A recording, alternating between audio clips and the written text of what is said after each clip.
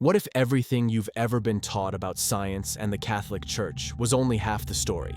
For centuries, while the Catholic Church was seen as a pillar of faith and morality, it was also a powerful institution shaping what people were allowed to think, believe, and even discover. Behind grand cathedrals and sacred scriptures, a silent battle was being waged. It wasn't just about theology or doctrine, it was about truth, it was about control, and most of all, it was about science. Imagine a world where questioning the movement of the stars, the origin of humanity, or even the shape of the earth could land you in prison or worse. That world existed, and the Catholic Church was often at the center of silencing those who dared to think differently. While some of history's greatest minds were unlocking the mysteries of the universe, they were also being threatened, punished, or erased. In this video, we're diving deep into one of history's most controversial conflicts, the long-standing tension between the Catholic Church and scientific progress. From the trial of Galileo Galilei to the hidden vaults of the Vatican, we'll uncover how the Catholic Church responded to discoveries that challenged its teachings. We'll explore why certain books were banned, why ideas like evolution and heliocentrism were once labeled as heresy, and what secrets may still be locked away in the Vatican's archives. But this isn't just a story of the past. This conflict echoes into the modern world, influencing how religion and science interact today. So stay with us as we unravel the truth behind what the Catholic Church may have tried to keep hidden and why the battle for knowledge still matters now more than ever. Let's discuss about the origins of the conflict. For over 1,000 years, one institution stood at the center of power, knowledge, and truth in Europe, the Catholic Church. It wasn't just a spiritual guide. It was the most powerful force in society, governing not just what people believed about God, but also what they believed about the world around them. The Catholic Church controlled education, dictated what could be taught, and even decided which books were allowed to exist. Monasteries held libraries, and priests were often the only people who could read or write. This gave the Catholic Church enormous control over knowledge itself. But what happens when new ideas begin to surface? When science starts asking questions the Catholic Church never approved. That's where the conflict begins. As scientific curiosity grew, thinkers and philosophers started to observe the natural world more deeply. They used experiments, mathematics, and observation to explain the universe rather than relying on ancient religious texts. And many of these discoveries directly challenged the Church's teachings. One of the most famous examples, the battle between heliocentrism and geocentrism. For centuries, the Catholic Church taught that Earth was the center of the universe, a belief rooted in Scripture and supported by early philosophers like Ptolemy. This was known as the geocentric model. But in the 1500s, a revolutionary idea emerged: heliocentrism, the belief that the Earth revolved around the sun. This model, proposed by Nicholas Copernicus and later defended by Galileo Galilei, wasn't just a scientific theory. It was a direct challenge to the Church's authority. To accept heliocentrism meant that the Catholic Church had been wrong, and for an institution that claimed to speak for God, that kind of mistake was unthinkable. So instead of embracing these discoveries, the Catholic Church labeled them heresy. Scientists were threatened, silenced, and in some cases erased from history. This was the beginning of a long and dangerous conflict, one that pitted faith against reason, power against progress, and tradition against truth. Let's discuss about Galileo, the trial that shook the world. He pointed his telescope at the stars, and what he saw changed everything. But instead of applause, Galileo Galilei was met with accusations, trials, and silence. Why? Because his discoveries didn't just challenge science, they threatened the power of the Church. In the early 1600s, the world still believed that Earth sat at the center of the universe, unmoving, perfect, just as the Catholic Church had taught for centuries. This idea, known as geocentrism, wasn't just a scientific model, it was a core part of religious doctrine. But Galileo saw something different. Using a telescope, a revolutionary tool at the time, he observed moons orbiting Jupiter, the phases of Venus, and celestial patterns that couldn't possibly align with the Church's teachings. These observations supported heliocentrism, the theory first proposed by Nicholas Copernicus, which stated that the Earth revolves around the sun, not the other way around. Galileo published his findings, believing that truth backed by evidence would prevail, but the truth came at a price. In 1633, Galileo was summoned to stand trial before the Roman Inquisition, the powerful arm of the Catholic Church tasked with investigating heresy. He was interrogated, threatened, and ultimately forced to recant his belief in heliocentrism, even though he knew it was true. He spent the rest of his life under house arrest, his books banned, his name tarnished. For over 300 years, the Catholic Church refused to acknowledge that it had been wrong. This wasn't just a personal tragedy. It was a defining moment in history, the moment where faith and science violently collided. Galileo's trial became a global symbol of the struggle between the pursuit of knowledge and the grip of institutional power. And yet, even in silence, his legacy endured. His ideas outlived his punishment. His courage inspired generations of scientists, thinkers, and truth seekers who dared to question authority no matter the cost. The stars Galileo studied are still out there, and thanks to him, we now know our true place among them. Let's discuss about other scientific advancements the Church resisted.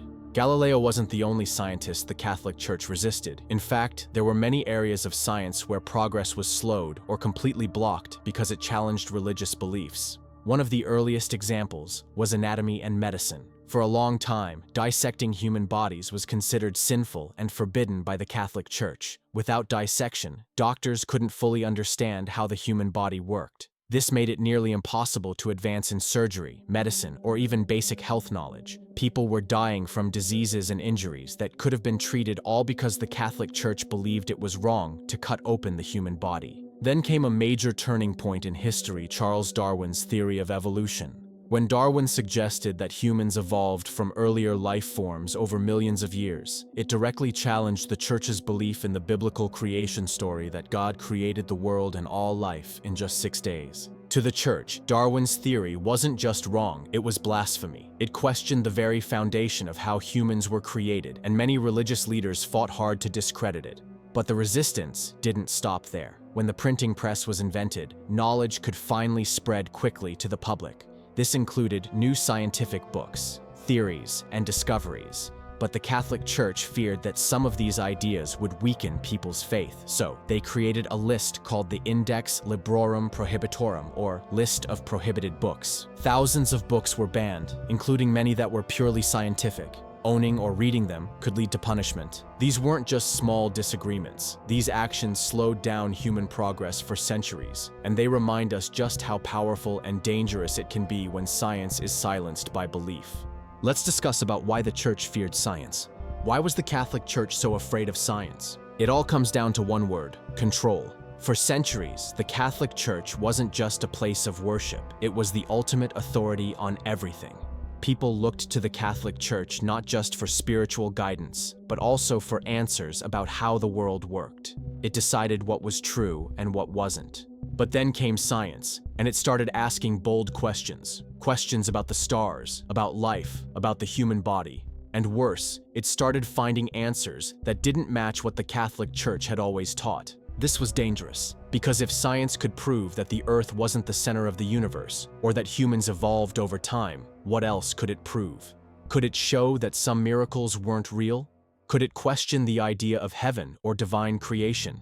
To the Catholic Church, this wasn't just about facts, it was about faith. If people stopped believing what the Catholic Church said about the natural world, maybe they would stop believing what it said about the spiritual world too. And here's the thing. Knowledge is power. The more people learned, the more they could think for themselves. That scared the Church, because when people think for themselves, they start to question authority. They challenge old ideas. They demand change. So, the Catholic Church resisted. It censored books. It punished scientists. It tried to slow down the spread of new knowledge, all in an effort to protect its influence. But truth has a way of surviving. Even in the face of fear, science continued to move forward, slowly, quietly, but powerfully, and the world would never be the same again. Let's discuss about secrets still hidden today. What if some of the most important secrets in human history are still hidden, locked away behind thick walls and guarded doors? Deep inside the Vatican lies something few people ever get to see: the Vatican Secret Archives. It's one of the most mysterious and restricted collections in the world. Stretching over 50 miles of shelves, these archives are packed with ancient letters, classified reports, and handwritten documents, many of which have never been revealed to the public. What's inside? no one outside the Catholic Church fully knows. But many historians believe these archives may contain powerful information about how the Catholic Church dealt with science in the past.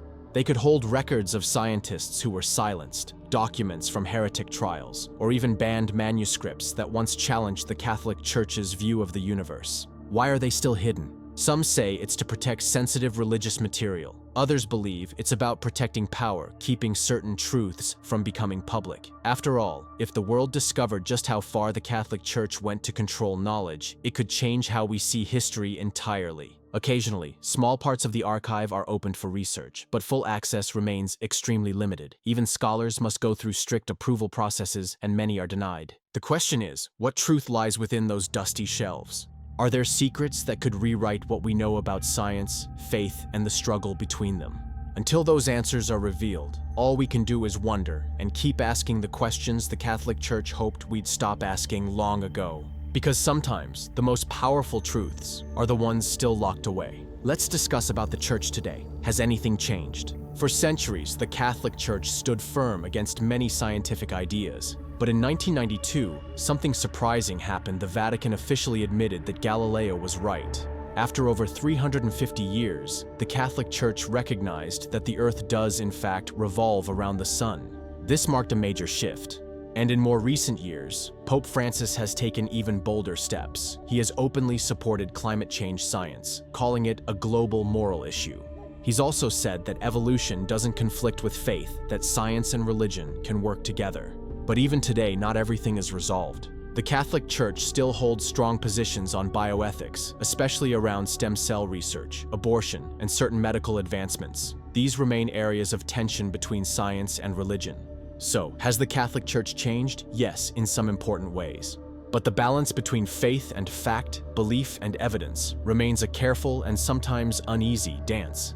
The question now is, can both sides finally walk together, or will the conflict always remain part of the story? The struggle between faith and science isn't over, it's still unfolding today. As scientific breakthroughs accelerate, the real question is, will the Catholic Church evolve or fall into old patterns again? If this opened your eyes to a hidden chapter of history, make sure to like, share, and subscribe for more untold truths.